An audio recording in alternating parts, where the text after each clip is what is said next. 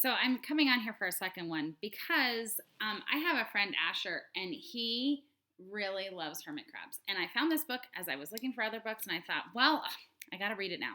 So, Asher, I hope you enjoy A House for Hermit Crab by Eric Carle. Oh, this book is so well loved. Look. Ah. Time to move, said Hermit Crab one day in January. I've grown too big for this little shell. He had felt safe and snug in his shell, but now it was too snug.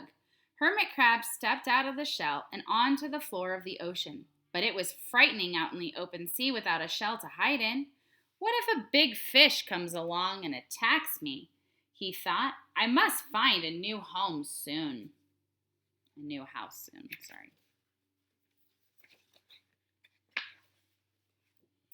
Early in February, Hermit Crab found just the house he was looking for. It was a big shell and strong.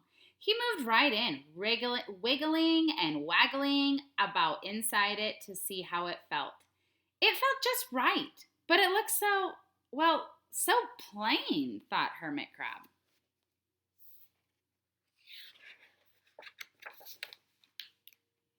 In March, Hermit Crab met some sea anemones.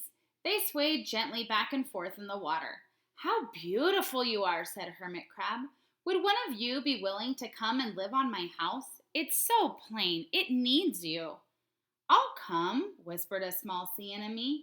Gently, Hermit Crab picked it up and with his claw and put it on his shell. Picked it up with his claw and put it on his shell. In April, Hermit Crab passed a flock of starfish moving slowly along the sea floor. How handsome you are, said Hermit Crab. Would one of you be willing to decorate my house? I would, signaled a little sea star. Carefully, Hermit Crab picked it up with his claw and put it on his house. In May, Hermit Crab discovered some coral. They were hard and didn't move. How pretty you are, said Hermit Crab. Would one of you be willing to help make my house more beautiful? I would, creaked a crusty coral. Gingerly, Hermit Crab picked it up with his claw and placed it on his shell.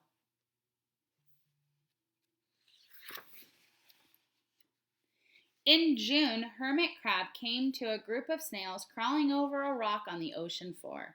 They grazed as they went, picking up algae and bits of debris, and leaving a neat path behind them. How tidy and hard-working you are, said Hermit Crab. Would one of you be willing to come and help clean my house? I would, offered one of the snails. Happily, Hermit Crab picked it up with his claw and placed it on his shell.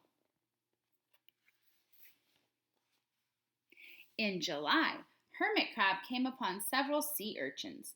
They had sharp, prickly needles. How fierce you look, said Hermit Crab. Would one of you be willing to protect my house? I would, answered a spiky sea urchin. Gratefully, Hermit Crab picked it up with his claw and placed it near his shell.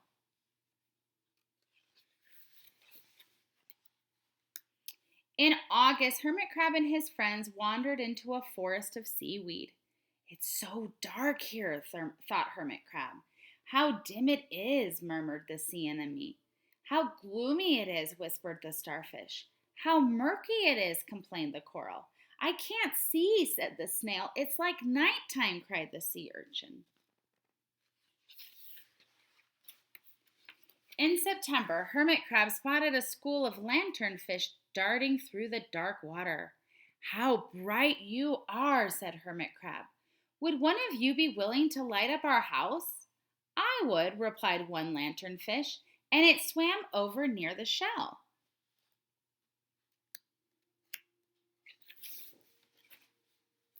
In October, Hermit Crab approached a pile of smooth pebbles. How sturdy you are, said Hermit Crab. Would you mind if I rearranged you?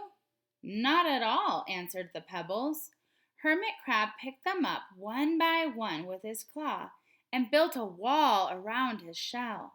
Now my house is perfect, cheered Hermit Crab.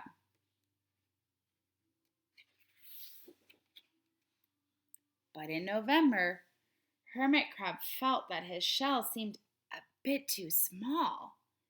Little by little over the year, Hermit Crab had grown. Soon he would have to find another bigger home. But he had come to love his friends, the sea anemone, the starfish, the coral, the sea urchin, the snail, the lanternfish, and even the smooth pebbles. They have been so good to me, thought Hermit Crab. They are like a family. How can I ever leave them?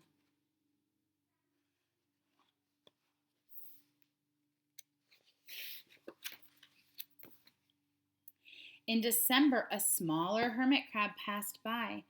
I have outgrown my shell, she said. Would you know of a place for me? I have outgrown my house too, answered Hermit Crab. I must move on. You are welcome to live here, but you must promise to be good to my friends. I promise, said the little crab.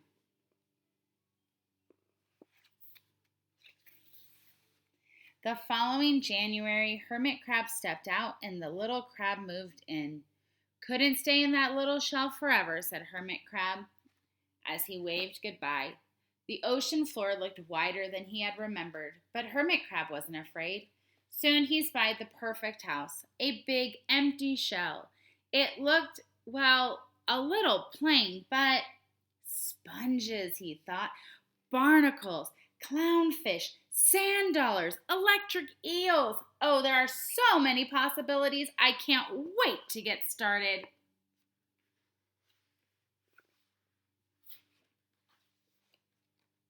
And there's some facts about all the different animals. Asher, I hope you like that book. I know that you really like hermit crabs. And I also know that this isn't nonfiction, but hopefully it kept your attention and you liked it.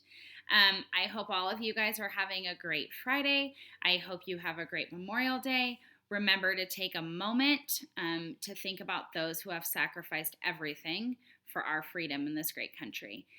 We love you, we miss you, and I can't wait to see you on Tuesday. Happy reading, friends.